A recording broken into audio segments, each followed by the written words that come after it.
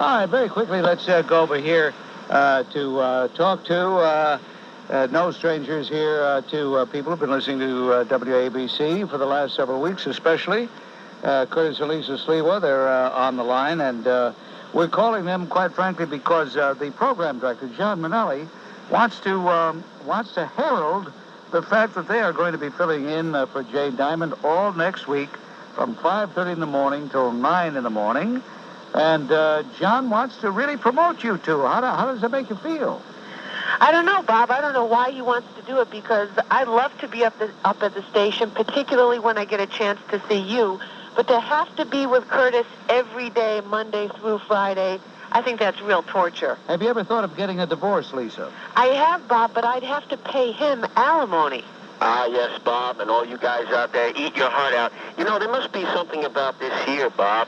First it was Kathy Bates in Misery winning an Academy Award. Now I think during drive time to see the real live Kathy Bates, Lisa Sliwa behind the microphone without makeup. Oh, Curtis, that's not true, because I know I might run into Bob, so I'm going to make sure I look my best. You're the only guy, Bob, I just can't get angry at. The only guy. Well... And Bob, you notice we're not in the same location. I did notice that by virtue of the fact that two different telephone lines for both of you. But I'm sure that the important thing is the audience will enjoy both of you being on WABC every day. You still going to do the Saturday program? Oh, yes, we'll still do the Saturday program. And, Bob, it's important for the listeners to know that Jay Diamond is the king of impersonations. So Curtis's feeble attempt to impersonate a radio talk show host this week, it might be a little bit painful for people, but we're asking them to bear with us and to give us their advice and suggestions. You know, Bob, living with Lisa and doing a radio program with her, I feel like I've been part of a commercial for Vegematic, and it's my onions that have been diced and sliced.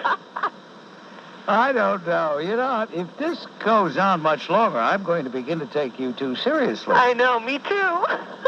How long have you been married? Too long, Bob. 8 years, in fact, after the 7-year itch, my doctor told me I was scaling up from scratching so hard. Why the scratching, Curtis? Well, I have many itches. Lisa says it's because I don't take showers but once a month, and I think it's because I have the 7-year itch. Oh, my. I tell you, we're really in for a lot of fireworks Monday through Friday right here on WABC. Well, also, Bob, you know, we're on the mission to get those young huckleberries off that FM veghead, no talk, no thought dial, and over to the active mind AM radio dial. Well, Curtis, it'll be no problem for you because you don't know any words with more than 2 syllables in them anyway, so that should be no great feat.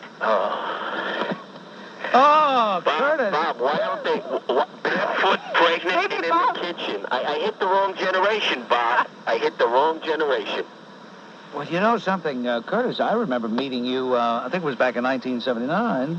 Minus Lisa. And that's right, it was pre-Lisa. Oh, that was paradise. Those were the great old days. And then Lisa came to town. How did you two meet anyway?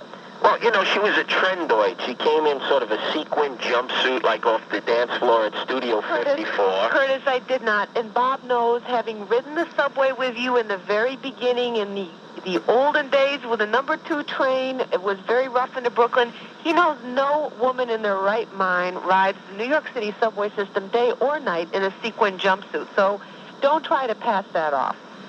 Well, I think she came to Brooklyn and the Bronx to find a real man, Bob.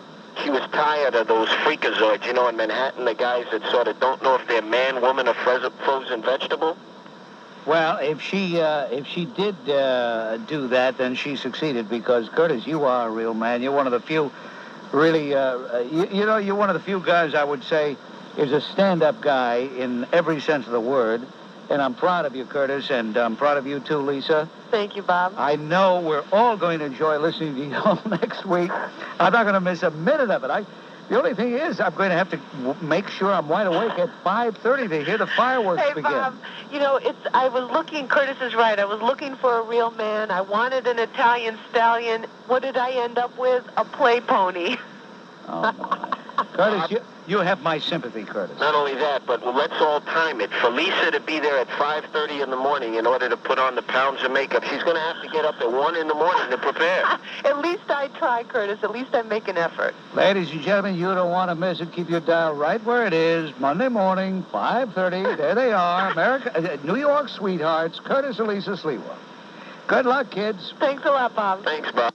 All I want to do is bring out that this is consistent with other similar cases. When they had the Central Park jogger case, They weren't there. I called the now headquarters and I asked them why they were not demonstrating, why they were so silent. And the person I spoke to, they said they were just not interested in that case. And also, I remember when Robert Chambers murdered Jennifer Levin. I don't remember any now people. So there's a pattern here, and it's very strange. Well, there is a pattern there, and in fact, in Florida, what I've been able to find out is I don't think there's a Palm Beach County now group, but there is a Miami area one, which is about an hour away. They had a huge defection from Miami because there was a big blow-up. There were a lot of relationships with his family there with his eyes bugging out of his head. I've never seen such a bunch of cartoon characters in my life. Now, and what let me about... just say this, that Roy Black, of course, looks good compared to Maura Lash, but then a turtle looks fast going past a rock. If Roy Black was in New York, he'd be decimated. He'd be handed a new head. Steve, now what about the testimony, I'm sorry to cut you off, but what about the testimony of Willie Kennedy Smith? You've talked to a lot of liars in your time, too, and a lot of people telling the truth. How do you assess his testimony? Well, anyone who's a law student has to have a good memory, and I think my case rests with that. He has a very good memory, and if they ever say that the alleged victim sounded rehearsed, it's absolutely ridiculous. This boy put on his altar board. Curtis and Lisa Sliwa. That just made your day because you like nothing better than verbal abuse. Oh, man. Curtis and Lisa, weekday mornings 5:30 till 9 on 77 WABC.